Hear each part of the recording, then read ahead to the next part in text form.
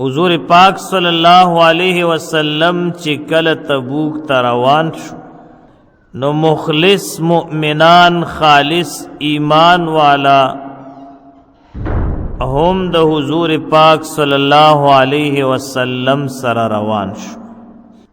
د منافقانو یو ډله چې په اتیو کسانو باندې مشتمل و دویم پاتې شو، خو لیکن س مخلص مؤمنان چې هغوی د منافقت د وجنه نه بلکې د عذر د وجنه او د بشریت د تقاضې د وجنه د ګرمۍ د تکلیف نه د ویریدلو په وجه سره رستو پاتې شو.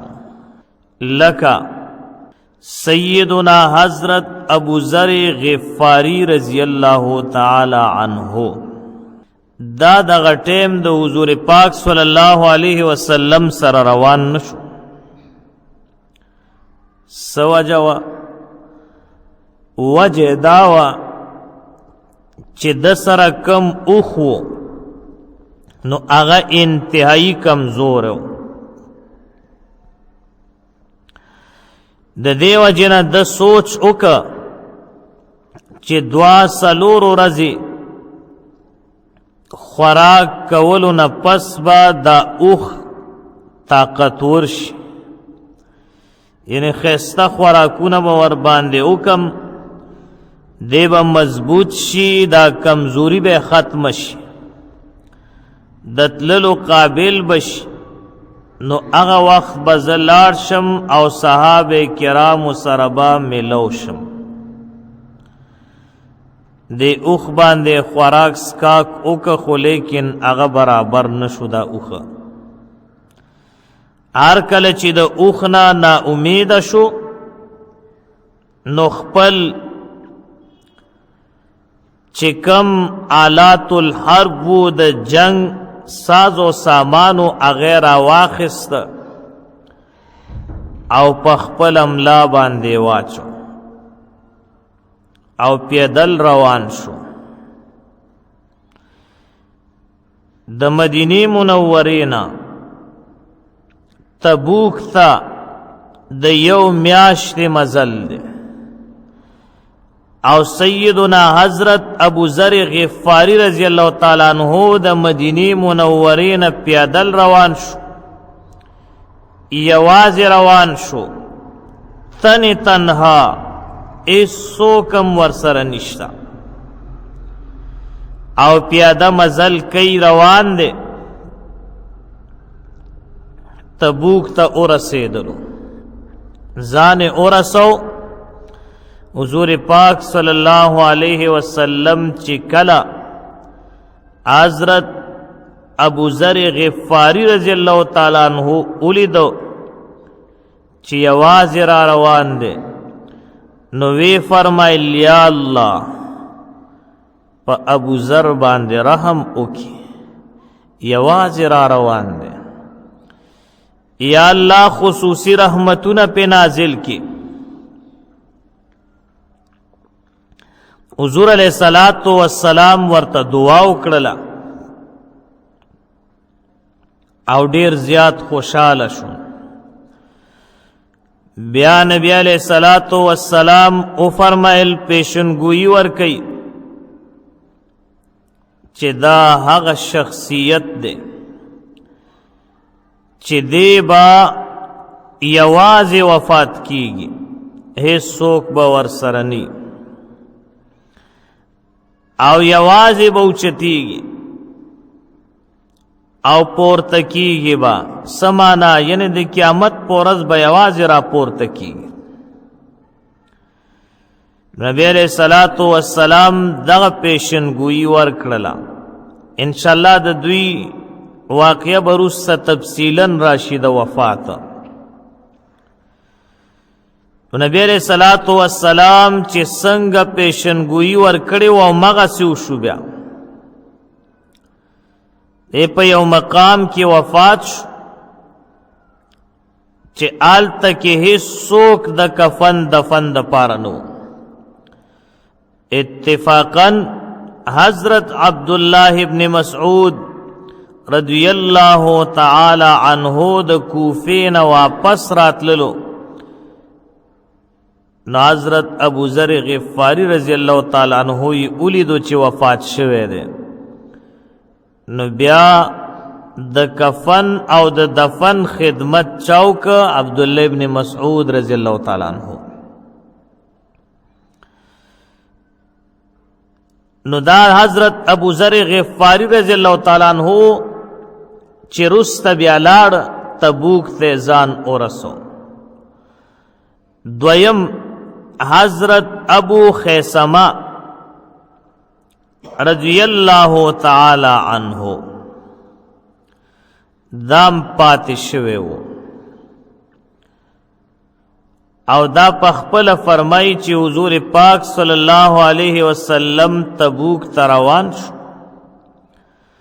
او زه مدینه منوره کې پاتې شوم د ګرمۍ تیزی وه ګرمي انتهایی زیاته وه نو یو ورځ د غرمې په وخت سره غرمه ده او زما کور والو یعنی زما بیبي په دې کور کې چڼکاو وکړه او به چړکاو کی او بیا یخی اوبه او روټۍ راوړل او ماته کې خودله وی کله چې ما دا منظر وکته چې ما ته یخی اوبم پرتی دی او روټۍ پرته ده نو د دې په لیدو سره مې اچانک او ناڅاپه پزړه کې یو زخم ولګید او احساس راله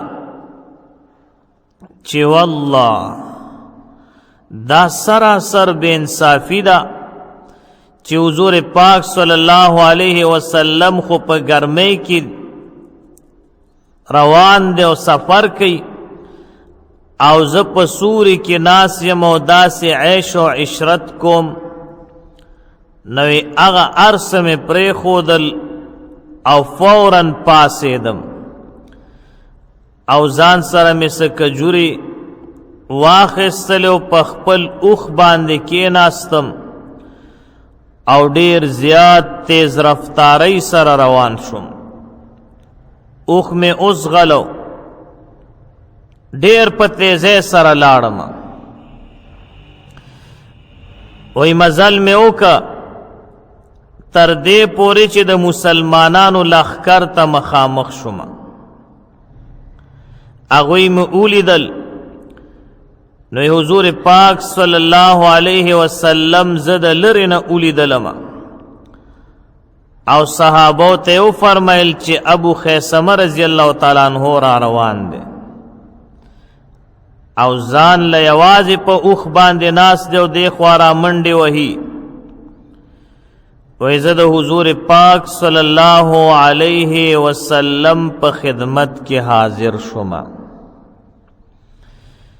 او ټوله واقعه مې ورته بیان کړه چې د الله محبوبه زه کور کې ناستم او دغسې حساب کتاب او اچانک زما په زړه کې دا خبره راغله او هر څه مې پرېښودو د الله محبوبه تاسو پسې مې ځان راورسو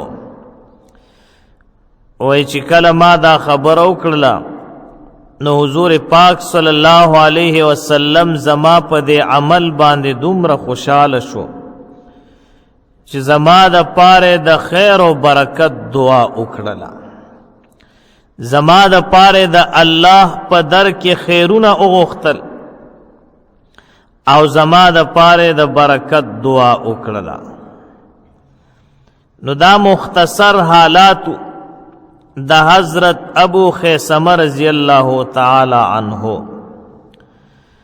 ام پدے صالحانو مؤمنانو کی درې صحابه نور دی د یو نوم دی حضرت کعب ابن مالک د بل نوم دی حضرت مراره ابن ربیع او د دریم نوم دی حضرت هلال ابن امیہ رضوان الله علیہم اجمعین دویم پاتې شویو په مدینه منوره کې د تبوک په غزا کې شرکت نه دی کړی. بخاری شریف کی دی دا حضرت کعب ابن مالک رضی اللہ تعالیٰ عنہ نے روایت دے چې حضور پاک صلی اللہ علیہ وسلم روان شو او ما د سفر تیاری کولا. دا خیال میں و چې ورځ دوه کې با د سفر هغه ټول اشیاء ساز و سامان چې کم دے تیار شي نو لخکر سره به ملو شم او ځان به ورو رسوم. نو په دې کې وخت تېرېده او قافله لرې لاړه. چې قافله لرې لاړله نو زه یو ورځ راووتم. په مدینه منوره کې مې دوه قسمه خلق ولیدل. یو هغه خلق چې هغه معذور وو، چې هغه د تک قابل نه وو، کمزوري وو، بوډاګان سپینګیري یا لاس او خپه باندې معذور وو، هغه خلق مې ولیدل. او دویم خالص منافقان مې وکتل چې دوی پاتې شوي دي. وای د دې دوو ډلو نه علاوه ما ته هیڅ څوک په نظر باندې را نغله چې هغوی د دغې نیک کار نه پاتې شوي او جهاد لنی تلی. وی کله مې چې دا حالات وکتل نو د دې په لیدو سره ډېر زیات خفه شوم او انتهایی غمگین شوم. وی کله چې حضور پاک صلی الله علیه وسلم د تبوک نه واپس راغله نو منافقانو د دروغ عذرونه بیان کړل چې جی ما ته دا عذر و دا عذر و ایس عذر ورته نو خو دروغ ویل.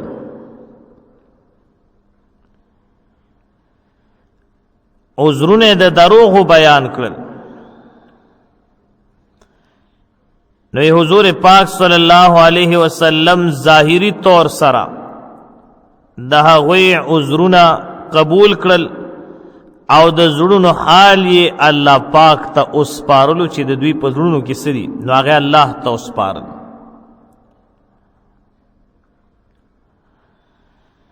کعب ابن مالک رضی اللہ تعالیٰ عنہ فرمائی وی دا عزم او اراده می وکړه چې هیڅ کله به داسې ونه کم چې د غزا نه هم رستو پاتې شوم او بیا د الله تعالی پیغمبر ته دروغ ووایم. ما زړه کلک چې هیڅ کله به هم د دروغ عذر نه پیش کوم، صفا او رښتیا خبره به کوم. نو زه د حضور پاک صلی الله علیه وسلم خدمت ته حاضر شوم. سلام مې وکړه.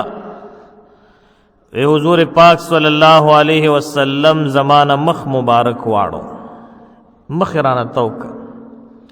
ما عرض وکړه د الله تعالی پیغمبره تاسو ولې زمانه مخ اړوئ؟ په الله قسم نه زه منافق شوی یم نه ماته څه شک پیدا شوی دی او نه زه د اسلام نه اوړېدلی یم. حضور پاک صلی الله علیه وسلم وفرمیل رستو ولې پاتې شوې؟ جهاد ته ولې لا نړې؟ ما عرض وکړه یا رسول الله صلی الله علیه وسلم که د یو دنیادار مخې ته ناست وم نو خبرې به مې ورته جوړې کړې وې او د هغه د غصې نه به مې ځان خلاص کړی و، لیکن تاسو خو د الله رسول یې، کنن دروغ ویلو سره تاسو راضی هم کړم او دروغ درته ووایم او تاسو راضی شئ، نو دا خبره لرې نه ده چې سبا به الله پاک تاسو ته خبر درکړي چې کعب ابن مالک دروغ ویلیو، نو بیا به رانه خفئ.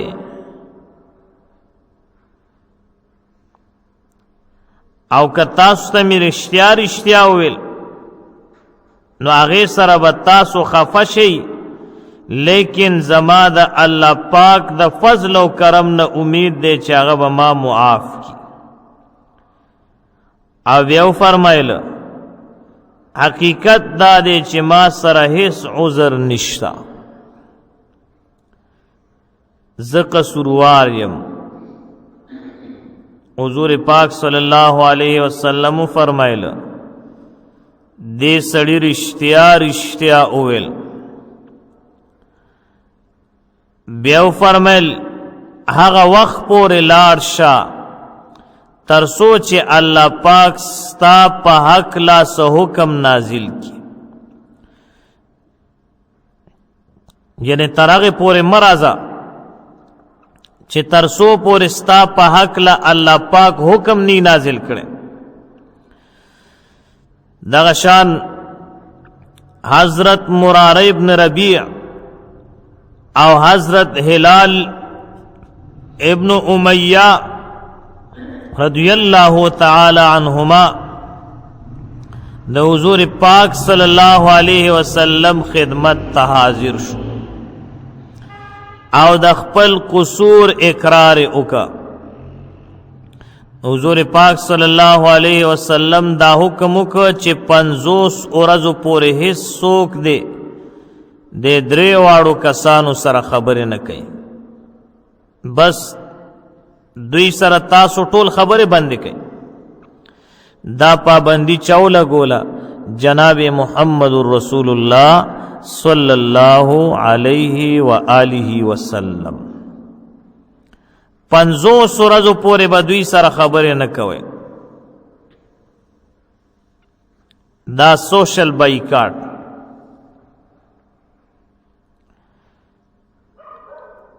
نو دا فرمای چې مونږ سره ټولو خلکو خبرې اترې پرې ښودلې، رشتہ دار، دوستان او ملګری ټول دا ټول مونږ ته پردی په نظر راتلل. حضرت کعب سے فرمائی چې زما دواړه ملګری د کمزورۍ د وجې نه کور کې کېناستل، کمزوري او ځکه کمزوري شو چې هغوی شپه ورځ جړل چې دا مونږه څه وکړله چې د دې غزوې نه پاتې شو. نو شپه ورځ د هغوی جړاګانې وې او زه ځوان وم، قوت او طاقت میں برابر و، نو زه به جماعت ته حاضرېدم، مسجد ته به راتلم خو چا را سره خبرې نه کولې. وی غرض دا چې 50 ورځې په دې پریشانۍ کې تیر شوې.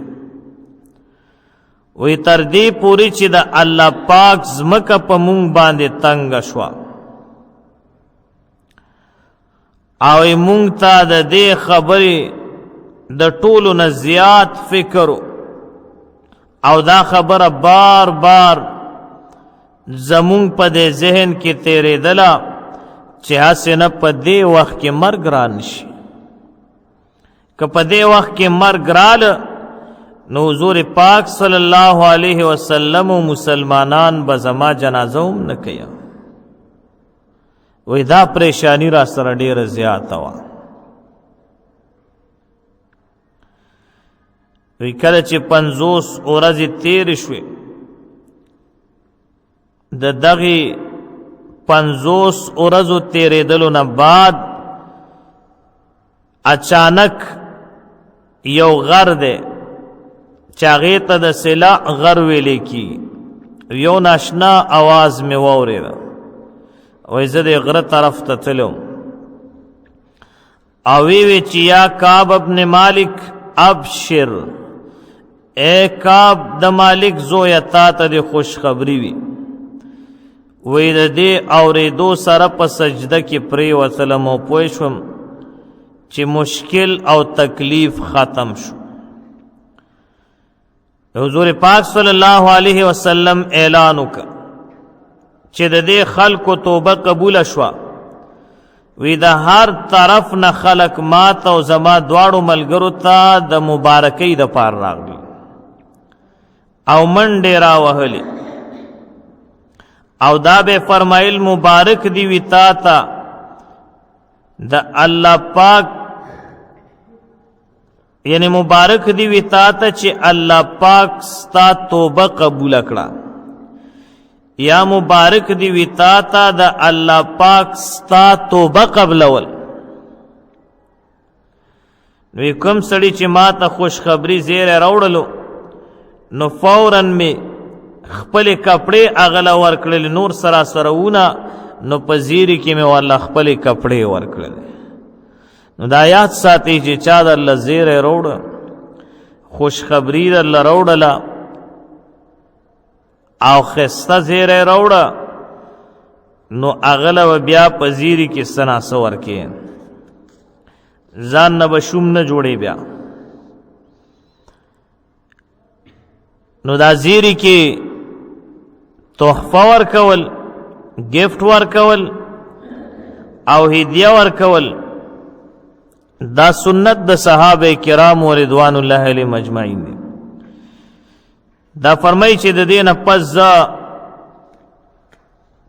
د حضور پاک صلی الله علیه وسلم په خدمت کې حاضر شوم او نبی کریم صلی الله علیه وسلم مسجد کې ناست په مسجد نبوی کې ما چې څنګه په مسجد کې قدم کې خودلو نو حضرت طلحہ ابن عبید الله رضی الله تعالی عنہ رالو ما سره لاس ملو کا او مبارکی راکا.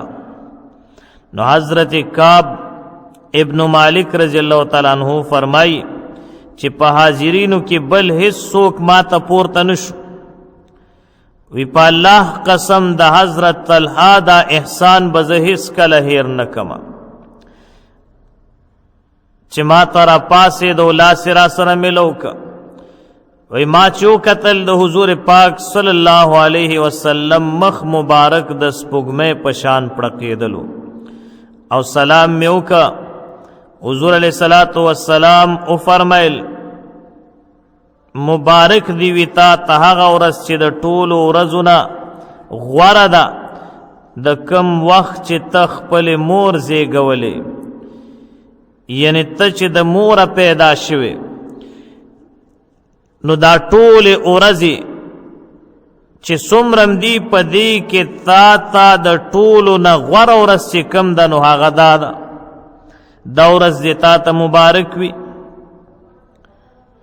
نو کعب ابن مالک چې په کوم ورځ اسلام کې داخل شو بېشکه هغه د ټولو ورځو نه غوره ورځ وه، لیکن په حقیقت کې دا ورځ د هغې نه هم غوره وه. دی وجنه چې د الله پاک په دربار کې توبه قبول شوه چې هغې سره د دوی په ایمان او اخلاص باندې همیشه د پاره مهر ولګېدو او دا آیاتونه الله پاک نازل کړل. لقد تاب الله علی النبی والمهاجرین والانصار الذین اتبعوه الى آخره وکونوا مع الصادقین. دغه آیاتونه نازل شو. د آیاتونو ترجمه کو بل بیان کې انشاءالله. نو حضرت کعب ابن مالک رضی اللہ تعالیٰ عنہ فرمائی ما عرضو کو یا رسول اللہ صلی اللہ علیہ وسلم د دې توبې قبل دو په شکریه کې ز خپل ټول مال خیرات کول غواړم. نو حضور علیہ السلام فرمایل چې ټول مخ خیرات کوا، سزان سرا ایثار کا، صحیح سزان سره وساته. نو د دیو جناب په خیبر کې چې زما کومه حصہ وا نو ما هغه کې خودل او باقی می ټول مال خیرات او صدقه ک او عرض مې وکړه یا رسول الله صلی الله علیه وسلم الله پاک ما ته صرف د رښتیاو د وجې نه خلاصې او نجات راکړه، زه د خپلې توبه چې کومه توبه مې ویستې ده د هغې تکمیله دا ګڼم چې د مرګ پورې د رښتیاو نه علاوه هیڅ خبره به نه کوم، یعنی همیشه به رښتیا ویم.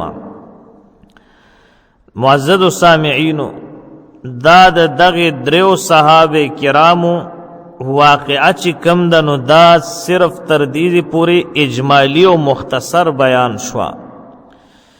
دا واقعه انتهایی اوږده ده او کعب ابن مالک رضی الله تعالی عنہ دا خپل واقعه انتهایی تفصیل سره بیان کړی ده. نو انشاءالله که زندگی وا نو دغه واقعه به په تفصیل سره چې څنګه حضرت کعب ابن مالک رضی الله تعالی عنہ بیان کړی ده نو د هغه د زبان مبارک نه به انشاءالله دا اورو. هغه چې څنګه بیان کړی ده په تفصیل سره نو د الله په فضل زه به تاسو ته د هغې ترجمه صرف په پښتو زبان کې کومه، باقی واقعه به د چا د طرف نه د حضرت کعب ابن مالک رضی الله تعالی عنہ د طرف نه، او زه به صرف د هغې ترجمه کوم. انشاءالله آینده بیان کې به د دغې واقعې تفصیلات راشي. الہ العالمین دې زمونږ او ستاسو تمام سعی او کوششونه چې کم دین د پاره دي، عباداتو د پاره دي، خپل دربار عالیه کې قبول او منظور کی. والله پاک دې مونږ او تاسو ټول په نیغه لار باندې روان کی.